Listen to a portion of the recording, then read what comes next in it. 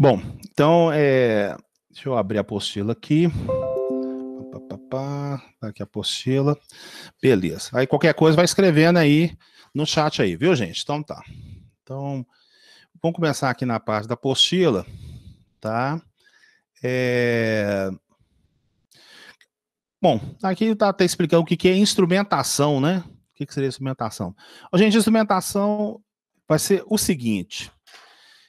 Vocês vão aprender. Qual que é o objetivo do curso? Tá? O objetivo do curso será você ter capacidade, tá, de parar de falar uma coisa. O pessoal fala assim, não é possível, né? Porque todo mundo fala sensor. Ah, é o sensor. Ah, aquilo ali, é o sensor. Não, então, assim, um dos principais objetivos é que você entenda como é que as coisas são feitas. Como é que as coisas são desenvolvidas, como é que você mede uma temperatura. Por que a temperatura surge? No aparelho, entendeu? Sabe, a coisa não é mágica. Então, tudo que normalmente as pessoas falam do princípio de alguma coisa, o pessoal fala assim, é um sensor. Não, então você vai parar com a palavra sensor, você fala assim, não, aquilo é um medidor eletromagnético de vazão. Aquilo ali é uma placa de orifício. Aquilo ali é um stand gauge. Então, assim, você vai pegar o universo sensor e você vai entender que ele está no conjunto sensor, porém, ele automaticamente tem características próprias.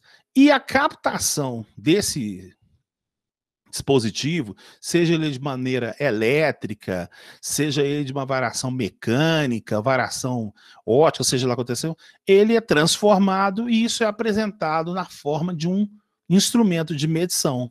Ele pode estar sendo colocado localmente, ele pode estar sendo colocado na sala de controle, mas o objetivo da instrumentação é você medir as variáveis industriais com o intuito de você permitir exatamente o controle, né? Você permitir exatamente a automatização das coisas, entendeu? Entendendo como é que ela funciona. Então, boa parte do nosso curso, eu vou explicar para vocês como, né? Como é que a gente vai pegar física, tá? Porque vocês estudaram física, né? Aí aprendeu física lá, agora esqueceu. Não, a gente vai agora entender como é que a física fez para a coisa poder funcionar a nível de instrumentação. Tá?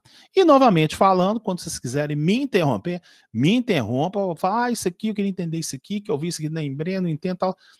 O que eu sei, eu explico. O que eu não sei, eu falo, não, gente, eu vou estudar, posso verificar, porque instrumentação é uma coisa muito, mas muito grande. O que eu vou passar para vocês não é nem 15% de você pegar totalmente uma instrumentação que existe, porque existe instrumentação desde a área alimentícia, cimenteira, petrolífera, nossa, cada um com características próprias, cada um com situações próprias, tá beleza? Então isso que seria o detalhe da palavra instrumentação, tá? Então aí, a instrumentação está ligada aos controles, processos industriais, né? Aos equipamentos industriais, e agora, né, até 1950 era automático, né, desculpa, era manual, e agora vem exatamente a parte automática aí, ó, vem aqui o que eu falei para você, variáveis físicas, tá, você vai ter que pegar agora a física que você estudou, entender os fenômenos que tem e como é que isso vira um instrumento, tá, se o instrumento pode ser pneumático, mecânico, ou ele vai virar eletrônico, tá, porque aí que a gente consegue fazer esse desenvolvimento que a humanidade utiliza. Tá? Hoje, eu achei bastante importante o comentário do aluno aí, que ele até falou, acho que vai existir um engenheiro das coisas. Eu achei muito interessante esse comentário que ele falou, porque é verdade mesmo. Você não pode se radicalizar em não querer entender as outras áreas que existem, porque hoje é totalmente misturado. Realmente, eu acredito na década de 60, 70, 80, um item não ia para o outro. Eu acho que existiam essas divisões, né? Eu lembro que quando eu estudei meu curso técnico, tinha isso muito, né? O pessoal da eletrônica tinha rixa com o pessoal da mecânica, né? O pessoal da eletrotécnica tinha rixa com o pessoal da mecânica, a mecânica era aliada do pessoal da eletromecânica, tal. E hoje é bobagem isso. Bobagem, bobagem, bobagem. Você tem que mostrar exatamente sua capacidade e determinação de executar as coisas, tá? Então, você pode conquistar as coisas tudo que você quiser, mas desde que você tenha perseverança e principalmente humildade e competência de querer fazer as coisas. Se você fizer isso aí, gente, vai ser sucesso garantido na sua vida profissional, tá? Bom, essa parte agora da matéria aqui, ela é muito interessante, tá? E o engraçado é que quando eu fiz essa parte da apostila aqui, ela vem com as explicações aqui, né? Aí você chega e pergunta assim, gente, o que é exatidão? Aí tá uma apostila assim, é a medida do grau de concordância entre dedicação de instrumento e valor verdadeiro da variável sob medição. Aí o cara decorou isso, mas o cara não entendeu isso, né, tal. O que é precisão? Precisão é a medida de grau de reprodutibilidade medida, tal. Não, então o que acontece? A apostila ela existe como material de consulta, mas a gente tem que entender a coisa de verdade. Então eu vou fazer então o seguinte, eu vou projetar a aula e eu vou utilizar a mesa digitalizadora. Só um pouquinho que eu já estou pegando a mesa aqui, só um pouquinho. Pera aí.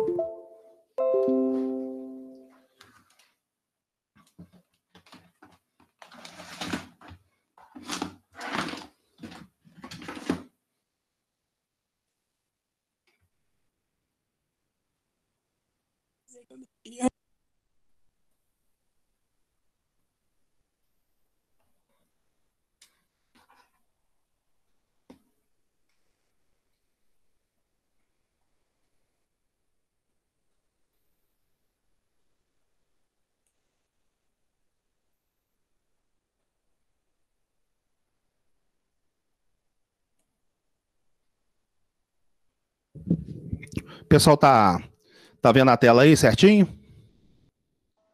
100%. Tranquilo. Tá ótimo. Vamos sim. Tá tranquilo. Deixa eu só fazer uma calibração aqui no meu... Um pouquinho, peraí, cadê o negócio aqui? Quero fazer só uma calibraçãozinha no meu pente aqui, só um pouquinho, rapidinho.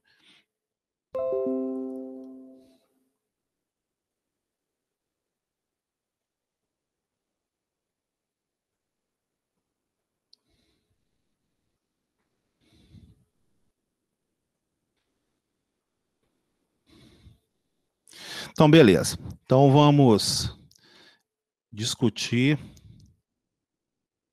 como é que a gente vai verificar essa parte do conceito aqui. Bom, então, o primeiro conceito que a gente está falando aqui que seria o detalhe da exatidão. Tá? E, em contrapartida, eu tenho a precisão. Então, preciso do comentário do povo aí. Tá certo? Então, vou até arrastar a tela um pouco para cá para poder ver. Queria que o pessoal falasse para mim o que porque aí na apostila está escrito uma coisa, né? Do que é realmente precisão e exatidão. Então, vai lá, pessoal, por favor, me ajuda aí, fala aí, o que você entende aí. Quem que seria o primeiro caboclo? Senão eu vou sortear a gente aí, né? Como é que é? Ô, professor. Gustavo, prazer em conhecer, pode falar. Prazer. Exatidão seria a questão de, tipo, em um ponto exato, em um número específico, em um valor procurado, e precisão seria mais um caminho, tipo assim, uma certa região, uns valores mais aceitáveis, alguma coisa assim. Peguei a informação aí. Alguém concorda, discorda, tem alguma coisa a acrescentar? Vamos lá, gente, vamos falar aí, certinho. Professor, boa noite. Quem está falando? Onde? Marcos. Tem o Marcos Damasceno. Prazer em conhecê-lo. Prazer. Eu queria deixar meu ponto de vista aí sobre precisão e exatidão. Eu penso mais ou menos assim, num atirador que ele está atirando ali no alvo. Quando ele acerta exatamente a bolinha vermelha ali no centro, ele está sendo exato. Mas, às vezes, ele acerta ali naquele aro maior, onde está marcado A20. Ele acerta 3 vezes próximo ali à casa dos 20. Então, ele está sendo preciso, mas ele não está sendo exato. Então, eu entendo que precisão é quando você repete uma medida próxima, exatidão quando você tem uma medida onde que era para ser aquela medida. Ok. Moisés, queria falar alguma coisa? Por favor, pode falar. Legal, viu, Marcos? Gostei. Pode falar. Bom, tentando traduzir o que o Marcos falou, exatidão é o quão próximo está a medida do valor real. E a precisão é o quão se repete essas medidas, né, dentro desse valor real, dentro dessa variação. Quanto menor a variação, mais preciso é o instrumento. E quanto mais perto do valor exato, mais exato é o instrumento. Legal. Alguém mais aí? Bom, eu gostei das explanações que o pessoal falou aí, né? O pessoal falou de uma maneira bem genérica, bem assim, legal, gostei. O negócio, exemplo do arco ali, eu achei, do dardo, né? Muito legal, certinho. Então, gente, a parte exatamente de exatidão, tá? Ele vai ser exatamente o valor que vai estar exatamente nas condições normais de pressão, temperatura, tudo certinho. Digamos que ele é o valor real, né? É o que o pessoal estava falando, é o valor real do que está acontecendo. Ele é, digamos assim, ele é o que a física determina como referência única, tá? Então, quando você chega e fala 100 graus, exatamente, né? Quem determinou que é o 100 graus, porque, por exemplo, assim, o que é 1 segundo? Tá? Onde você procura a informação de segundo, diz que existe um determinado elétron aí, uma determinada molécula, não sei qual que é, diz que é o número de voltas que o elétron faz na superfície, lá, aquilo que é a referência do segundo. Quem que determinou isso? Eu não sei quem determinou, mas aquilo é o que é considerado a parte da exatidão. Então, na parte científica, vai ser exatamente o que é determinado como o padrão, tá? Aí, o que é o padrão? Né? O padrão pode ser instrumentos, pode ser peças que elas referenciam uma coisa para aproximar da exatidão, tá? Então, por exemplo, assim, quando você tem, por exemplo, 1 quilo, né? Digamos que você tem a massa de 1 quilo, 1 quilograma, né? Você pode comprar um bloco. Esse bloco ele é um padrão, né? E ele vai procurar aproximar exatamente do valor que é o valor de 1 quilo. Então isso é utilizado num laboratório, né? Então existe uma NBR, né? Uma norma exatamente do IMET que cataloga isso, que é a norma 17.025, que ela fala, ó, isso aqui, papapá, papapá, papapá. Né? O Inmetro, eu tive a oportunidade de conhecer o Inmetro, porque como eu fui engenheiro da Nansen, eu desenvolvi um equipamento para o Inmetro. Tá, gente? Pode ser uma das coisas mais incríveis que não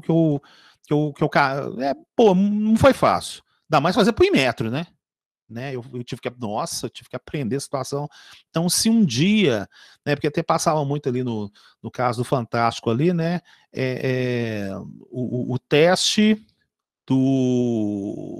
da cadeira, o teste do berço, o teste do não sei o quê, se eles fizessem um teste do medidor de energia elétrica, ia ser feito no equipamento que eu e um conjunto de profissionais na Nansen, com outros professores também da Universidade Federal de Minas Gerais, nós fizemos, e esse produto foi vendido para o mundo, tá? Foi vendido na Nicarágua, a Mega Central, se eu não me engano, foi também ali para o norte da América do Sul, e também foi vendido para o IMET, também extremamente caro, mas eu liderei esse projeto e a gente conseguiu entregar. Um dia eu posso até mostrar para vocês a carinha dele, tudo certinho aí.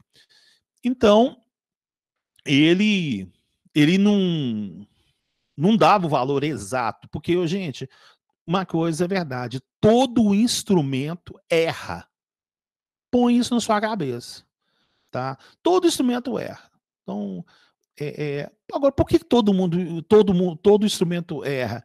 Porque a concepção da captação da variável, de como é que isso é feito, da construção daquele bloco de massa lá, nunca vai ser totalmente perfeito. E é por isso que isso atinge a precisão, entendeu? Então, vamos imaginar a seguinte situação aqui, ó. Eu tenho aqui, né, ó, 0 graus e eu tenho aqui 100 graus. Aí, digamos que eu tenho um instrumento, ele vem aqui, ó, e pimba. Ele marca, digamos que aqui seja 70 graus exato, tá? Aqui é o 70 graus, tá? E aí, o que acontece? O instrumento foi lá e pimba, marcou aqui, ó. Então ele foi lá e marcou, por exemplo, lá no 69,8, tá? Então, o que acontece? Quando alguém vende um equipamento, ele tem que fazer uns testes nesse equipamento, tá? Então eu estou falando a nível, eu que mexi com desenvolvimento. Então, digamos que você foi lá e comprou lá um paquímetro digital, digamos que você foi lá e comprou uma máquina CNC lá de R$1 milhão, tudo certinho lá. Então, uma coisa é verdade, quem desenvolveu esse equipamento, ele teve que fazer testes nesse equipamento para gerar uma determinada certificação, para que possa exatamente ser vendido. Então, uma coisa você tem que pôr na sua cabeça, né? Vamos imaginar que você está utilizando um sensor de temperatura. Então, esse é um medidor de temperatura. Esse medidor de temperatura ele tem um range, é o que a gente vai discutir agora, o range. Esse range lá é de 0 a 100 graus. É o valor mínimo que ele pode ter e o valor máximo que ele pode ter na sua escala. Tá? Aí quando você compra esse equipamento, vem lá num tal de datasheet ou manual de especificação desse equipamento, fala assim, ó, a precisão desse equipamento é 1%. Ele é 1% em relação ao final da escala. Então nesse caso aí, se for de 0 a 100, ele pode errar 1 grau. Tá? E se ele errar até 1 grau, é o que ele te fala para você, ó, esse equipamento meu aqui pode errar 1% no fundo de escala. Então, se eu chegar a pegar esse instrumento e for medir um determinado corpo, ele foi lá e achou primeiro esse 69,8 aqui. Se eu automaticamente girar o corpo 360 graus e medir de novo, quanto você acha que vai dar de novo? Você acha que vai dar o 69,8? Não, ele pode dar 69,7. Se eu sair e medir de novo, pode ser que ele vai lá e marque 69,3. Ele pode ir lá, sei lá, e marcar também o 69,4. Aí depois ele pode repetir de novo o 69,4. Então, o que acontece é o seguinte, essas medidas aqui, elas não estão exatas. Elas não estão exatas, mas elas estão dentro da precisão na qual esse instrumento foi comprado, desenvolvido para poder atender. Tá? Então, por isso que você, na aula de estatística, você aprendeu uma coisa chamada histograma, não é isso, gente? Lembra do histograma que vocês aprenderam na aula de estatística? Você tem o valor ideal central, e aí você vai ter um limite aqui desses valores aqui, ó. Então, quando um equipamento é vendido, ele fala, ó, esse equipamento aqui dá 1%, é porque alguém jogou isso nos cálculos estatísticos, né? Porque hoje na estatística de instrumento, você tem a exatidão, precisão e incerteza de medição. Tá? Incerteza de medição é um dos pulos do gato que existe hoje. Tá? É um cálculo estatístico, não me pergunta como é que o cara provou isso não. Tá? Porque eu fiz o cálculo de incerteza de medição, eu cheguei e falei assim, gente, como é que eu jogando esses valores aqui o negócio dá certo? Porque estatística, eu acho que o pessoal pode até concordar comigo, é uma matéria que você estuda, ela, assim, ela parece que não tem lógica nenhuma, né? Eu tô falando assim, da minha maneira como engenheiro, porque você olha os negócios estatísticos, você fala assim, pô, norma, mediana, tal. Mas se você seguir aquilo, o negócio dá certo. O pessoal concorda comigo que estatística não é um trem meio esquisito pra caramba? Então você fala assim, pô, não, é isso aqui, dá certo, né? É uma matéria muito interessante estatística, nessa parte aí. Então, a precisão é né, aqui, ó, a própria Siemens tem um só para isso na parte mecânica, que é o EVSA. Ah, legal, joia. Entendeu? Então, a precisão é o resultado de várias medições que um equipamento foi desenvolvido e qual que é a tolerância dele em relação ao seu fundo de escala. Porque aí na apostila está assim, precisar medida do grau de reprobabilidade medida para um determinado... Pô, então não, põe na saber o seguinte, precisão tem a ver com a produção do determinado equipamento.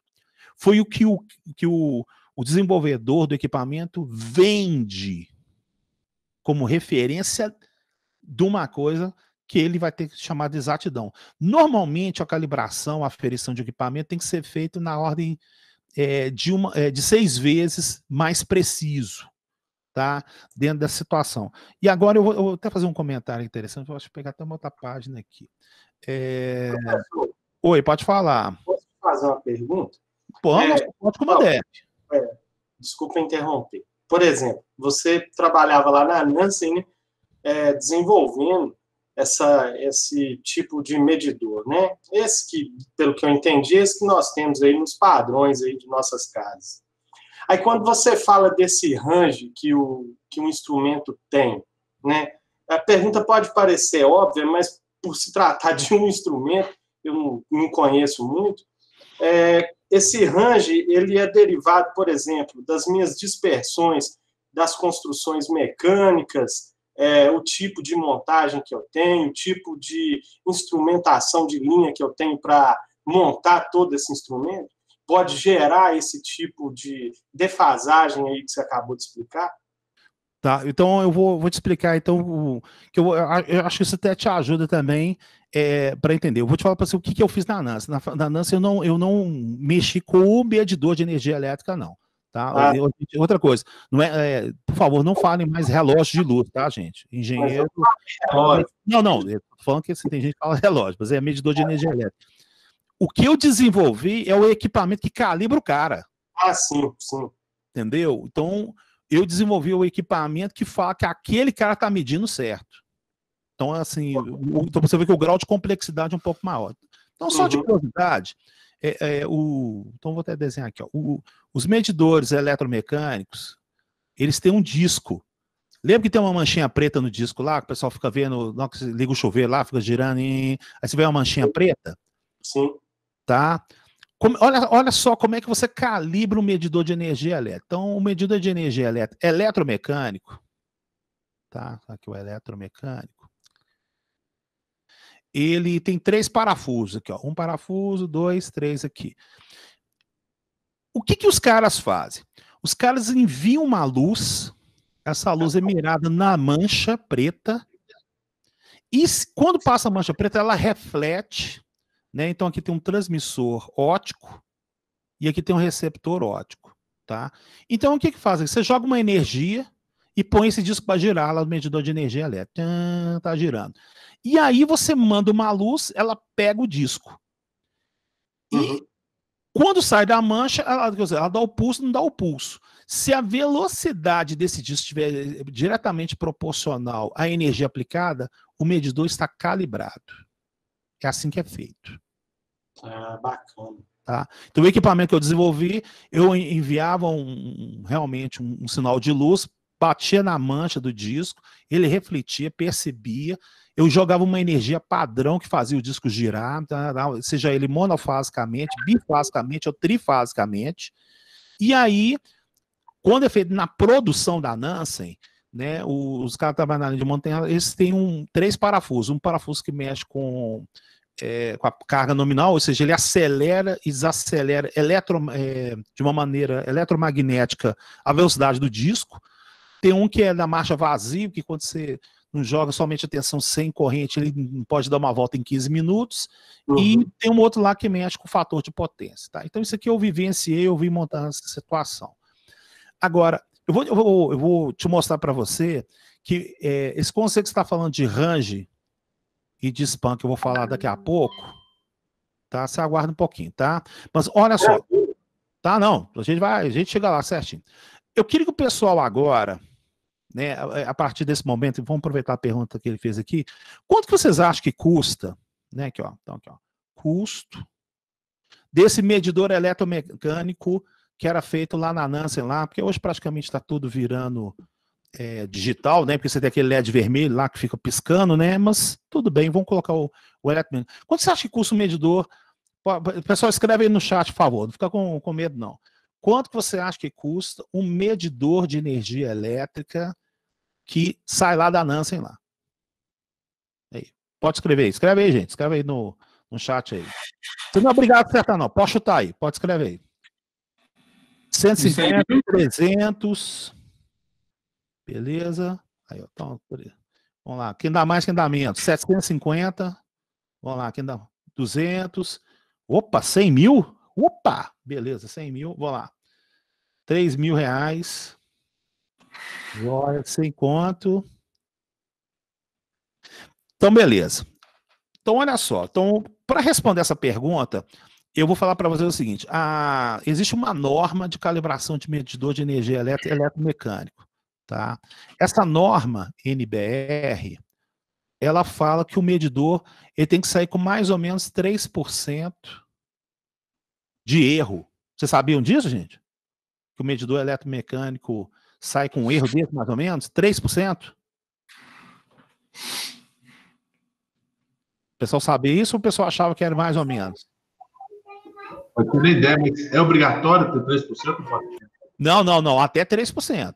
Ah, tá. Então, isso não. Já ouvi falar, Elber. Kleberson pensou que fosse menos. Quanto você achou que era, Kleberson? Pode falar, não tem... Quanto você achou que era? Você achou que era 1%?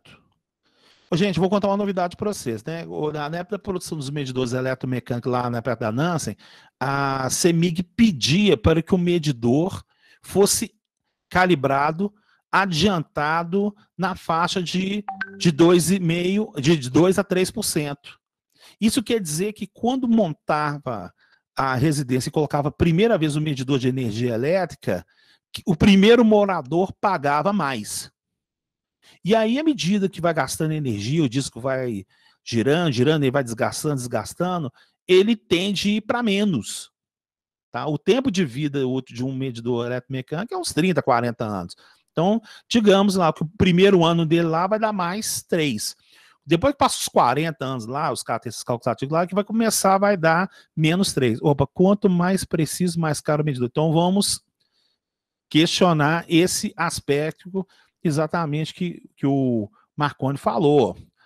O equipamento que eu desenvolvi, tá? Então, outra coisa, quanto que é o custo desse medidor de 3%? Tá? Ele está na faixa de $10, então ele ia custar na faixa de uns R$50. Tá? Então tem gente que colocou uns valores aí meio assustadores, né? 100 mil, papapá. Não, gente. É barato, tem que ser. Por que ele tem que custar um valor desse? Porque quem coloca o medidor na casa é a CEMIG. Se a CEMIG coloca, ela não pode comprar um equipamento muito caro, não. Ela tem que ter um equipamento muito barato para ela poder vender energia elétrica. Ninguém compra o medidor, não. O medidor é a CEMIG que instala gratuitamente. Você coloca o padrão para ser acomodado o medidor. Perfeito, gente? Vai escrevendo aí. Perfeito. Perfeito. É igual, assim, fazer uma comparação meio chula aí para aula. É igual aquele aparelho de barbeiro lá, Gillette, né?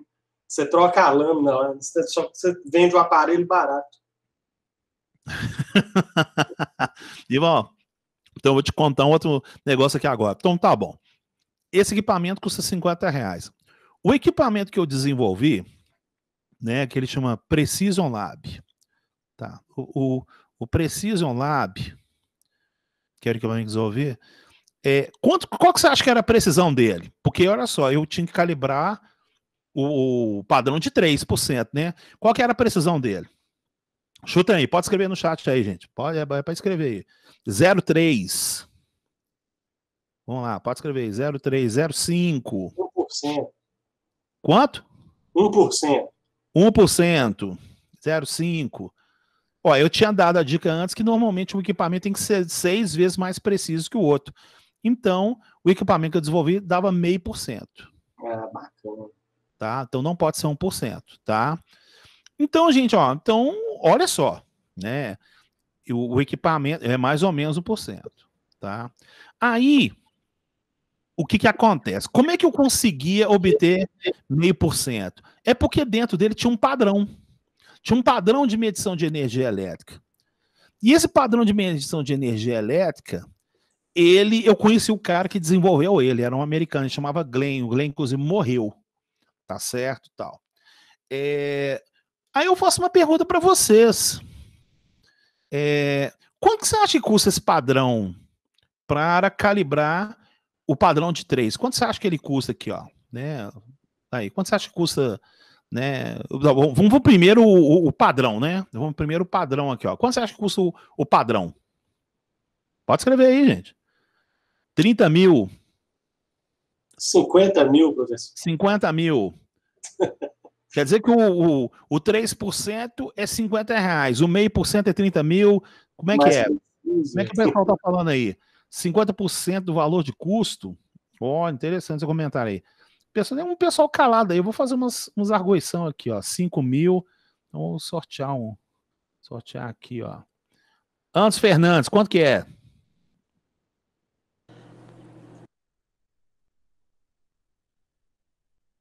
Opa, acordou. Então vamos lá, certinho. Tô sem microfone. Então escreve aí, cara. Pode escrever, ué. Não fica com vergonha de escrever, não, ué. Então, beleza, 40 mil. Deixa eu pegar aqui, ó. Júlia, Stephanie. E aí, Júlia? Você tá calada aí? Pode escrever? Como é que é? Quanto você acha que é?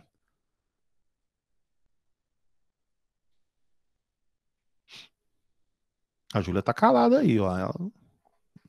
20, André Couto, 20. E aí, quanto você acha que é, Júlia? Sem opinião? Vamos ver aqui. Josimar, tem alguma ideia de quanto que é? Josimar, 70 reais? João Paulo Cavalcante, tal, João Paulo 50 mil, tal. Pessoal, então, ó, o padrão custa isso mesmo, custa o preço de um carro, tá? Então, ele era mais ou menos uns 50 mil reais. Então, olha que detalhe interessante. 3%, 150 reais. 0,5%, 50 mil.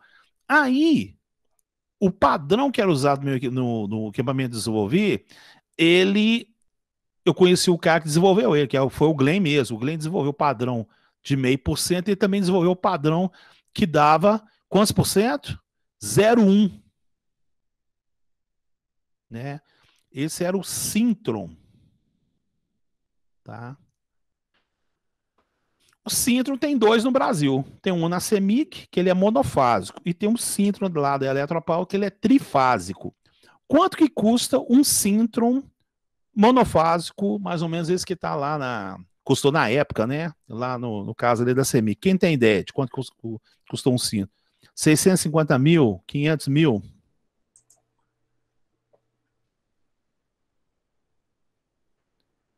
$250 mil? Never? 750 aí, ó. 3 milhões. 3 milhões? 3 milhões. Então, o trifásico... Uma pancada. Uma pancada. Pessoal, olha só. Eu acho que agora vocês vão entender o que é precisão e exatidão. Esse Sintron aqui, ele está mais próximo da exatidão. Ele está mais próximo da exatidão. Ele está dando 0,1 aqui, ó. Ou 0,05, né? Eu não lembro se o valor era 0,1, 0,05. Tá? Eu não lembro disso aqui certinho, não. Então, ele está mais próximo da exatidão. Tá? E o medidor eletromecânico lá, ele tem uma precisão, né, em relação a esse valor aqui. Então, por exemplo, se a conta de luz custou 100 reais, 103, veio com 103, é que ela pode ter sido 100. Tá? Se ela veio 97, ela também pode ter 100. Então, ela tem essa diferença de erro. Isso aqui é legal, tá? É uma NBR e é justo o pagamento desses 3% de diferença. Tá? Então, põe isso na sua cabeça. O medidor, né, que está aqui de 50 reais, ele cabe na palma da sua mão. Tá? Ele cabe na palma da sua mão. Tá? Esse Precision Lab aqui, ele ocupa mais ou menos o porta-malas do seu carro, de tão grande que ele era dentro dessa situação. Então, olha só, um equipamento com pouca precisão, ele é pequeno. O equipamento, à medida que vai aumentando a sua precisão, ele começa a ficar grande. Esse Sintron aqui, eu vou falar para vocês ali, você pode pegar ele mais ou menos umas 6 salas do Instituto climatizada a 23 ou 25 graus, travado para ele poder funcionar. Entendeu? Então é um equipamento gigantesco, né? Como é que o cara desenvolveu aquilo ali? Como é que ele comprova que ele acha o 01 lá, se ele está contando elétron? Eu não sei, porque ele foi feito por um físico, que é o Glenn, que eu conheci o Glenn. Entendeu? Então, isso aqui bate na mesma coisa de vocês na área da mecânica. Porque, olha só, vamos imaginar o seguinte, né? Você está precisando de cortar um duto, lá o pedreiro, né? O bombeiro está precisando de cortar o duto lá da casa lá para fazer a estação hidráulica lá. Ó, ele vai comprar uma cegueta. Ele vai comprar a serrinha. Quanto que custa uma serrinha? Ah, a serrinha acho que custa R$1. Não é mais ou menos R$1 que custa? Custa R$1. Aí vai lá, a serrinha lá, vai lá cortar o campo, passa a lixinha lá, tal, colou, vai lá, fez a estação da cozinha, do banheiro, tudo certinho. Gastou R$1. Acontece que se chegar uma pessoa que faz janela de alumínio e ele for fazer a janela de alumínio com a cegueta, poxa, cada janela que ele fizer vai dar um erro, né? Por mais que ele seja um cara caprichoso. Então, ele precisa de largar a cegueta que é pequenininho, que ela vai dar um erro no seu corte lá, vai ficar torto o negócio da cegueta lá.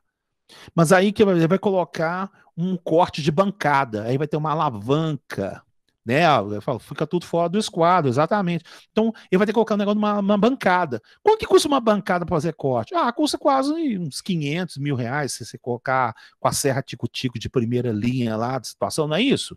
Então, olha só, para o pedreiro, o mundo dele, se ele errar 3%, ele vai continuar executando os serviços, não vai gerar, se Deus quiser, vazamento, e ele gastou R$1 na cegueta.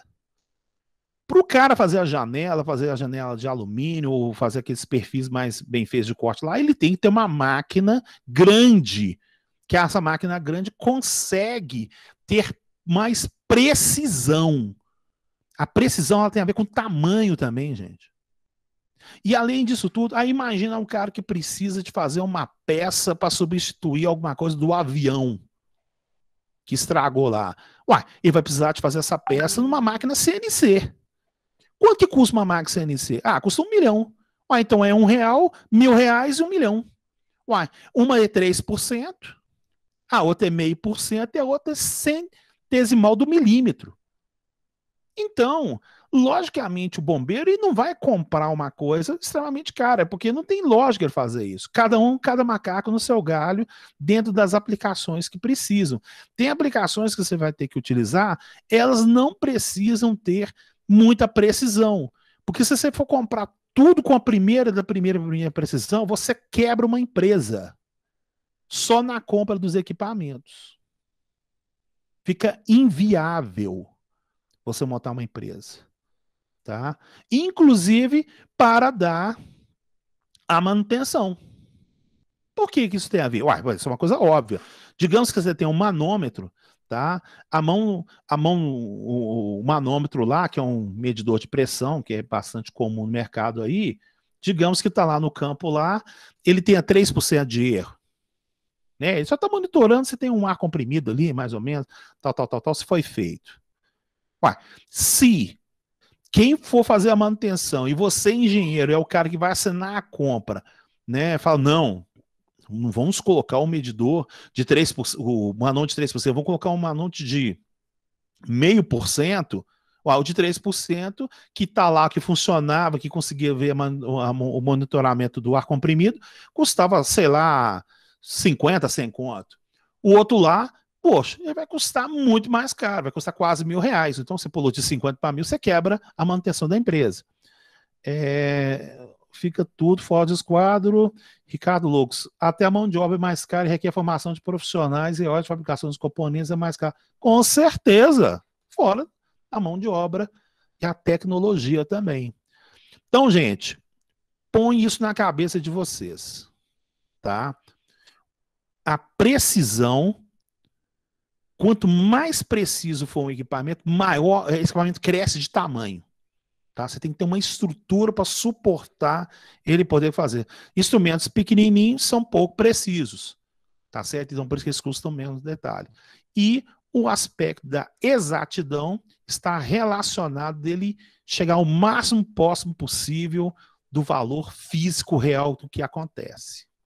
Tá? Há uma tendência muito grande que quanto mais preciso o equipamento, maior ele fica mais robusto. O que é robustez? É a garantia de funcionamento e que ele realmente é um equipamento que ele abraça, né? Ele engole exatamente o serviço que ele está fazendo. Esse que é o conceito que eu posso passar para vocês mais complexos de exatidão e precisão. Algum comentário, por favor? Mas, professor, qual que é a relação direta dele, do tamanho e da exatidão dele? Porque ele pode ser, não existe, pode ter produtos menores, muito exatos. Normalmente na mecânica não é assim, não. Entendi. Normalmente na mecânica, para você fazer uma peça... Você já viu o tamanho de uma máquina CNC? Já. Então, assim... Se você entregar uma máquina de CNC para o cara, uma peça, tem que ser um cubo. Vamos imaginar a seguinte situação: um cubo, para um cara fazer isso com a cegueta, ele não vai conseguir. Difícil. É mais uma questão de analisar, né? Todas as variáveis. Né? É o detalhe. Você não consegue. Entendeu? Você tem que analisar as variáveis, você tem que ver o posicionamento, você vai ter que ter uma estrutura para gerar velocidade. Igual o torno, né? O torno é bom porque ele vai o quê? Ele vai pegar uma peça, ele vai fazer a peça girar a uma determinada velocidade que fica bom para a peça poder ser cortada. Se você fizer a mesma coisa com a cegueta, a peça parada, o cara tá lá, ó. Nick, e aí ficou torto. Não tem como. Não tem como, né? Marconi, estabilidade, amortecimento de vibrações, acredito por aí. Lógico, quanto mais você precisa, você vai precisar de... Existem vários fatores que vai fazer o negócio crescer. Eu, na área de eletrônica ali, do equipamento que eu fiz ali, é porque eu tive que achar outras variáveis, além da corrente e da tensão para calibrar o medidor, porque eu tive que verificar a parte ótica, então é uma coisa. Marcos Damasceno, vejo que na indústria com processos de produção cada vez mais rígidos, e com mais qualidade, existem equipamentos mais precisos, mesmo que seja para montar a pressão de ar comprimido e determinar o processo. Tudo depende do tanto que você pode pagar. Normalmente, essa parte de tubulação de uma indústria, ela chega na faixa de 5%, 10%, 15% do preço da fábrica inteiro. Ainda mais você pega essa parte de química, é mais ou menos esses valores que você tem aí. Tranquilo. Vamos passar para outro item aqui agora. Algum comentário que o pessoal quer falar em relação à parte do que eu comentei aqui e tal? Algum comentário? Pode ir, como é que é?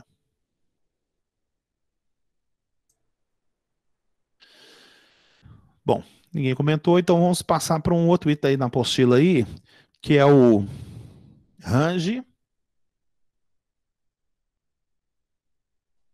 e o span. A gente fala os dois aqui agora, não vai demorar tanto tempo não, porque faltam uns 10 minutos. Bom, gente, o que é o range? Tá? O range, ele vem exatamente no datasheet, né? Datasheet seria o manual, né? O manual das especificações do produto, ou simplesmente o manual de venda dele. Então, o range, por exemplo, vamos imaginar aqui que eu tenho um medidor de temperatura, né? Aqui é 0 graus e aqui é 100 graus. Tá? Então, esse equipamento aqui, né?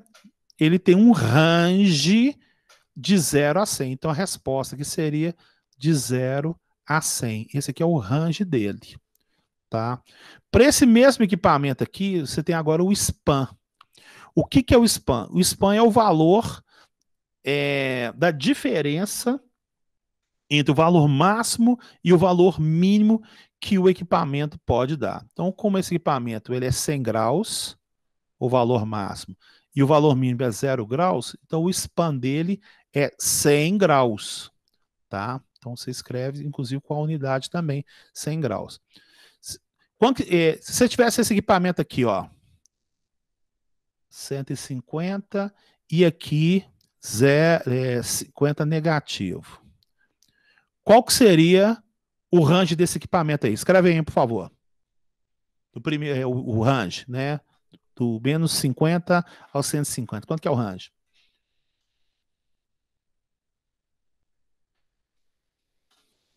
Ô, Kleber, isso que você escreveu é o span, né?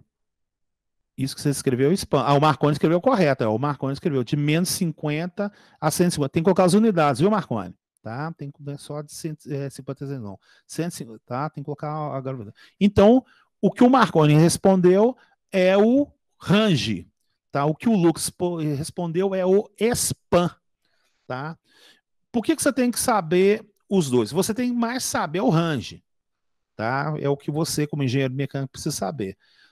Se alguém for mexer na parte de controle, na parte de processo, aí vai ter que saber o span, tá? Porque o span, ele engloba quais são as possibilidades de resposta que o seu processo pode ter. Porque aqui, ó, ele pode pegar de menos 50 até os 150 aqui, ó. Então, eu preciso de obter realmente os valores máximos e qual que seria esse caminho, né? Esse caminho aqui, esse alcance que é feito aqui, seria exatamente feito aí na parte do spam.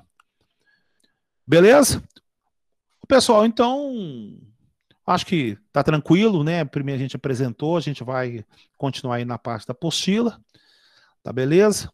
Então, obrigado pela atenção. Desculpa aí qualquer coisa, se eu soltei alguma piada, um negócio assim, mas a minha aula é mais ou menos desse jeito aí, tá? Aí, quinta-feira que vem a gente encontra de novo.